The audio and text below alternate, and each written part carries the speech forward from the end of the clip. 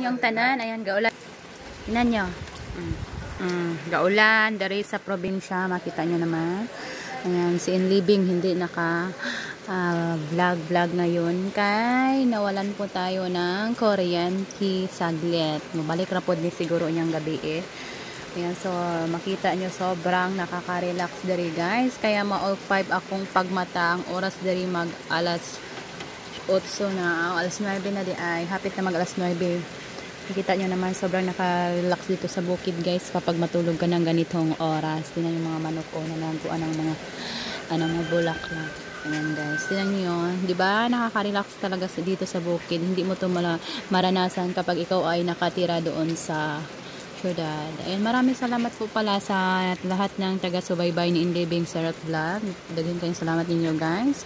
At sa lahat ng mga bagong followers na nag-follow sa ating Facebook page, maraming salamat po sa inyo lahat. Ayan, ingatan po tayo ni Lord. Saan man tayo naroroon, mag-ingat po tayong lahat. Maayong adlaw sa lahat ng viewers. God bless everyone. Bye-bye.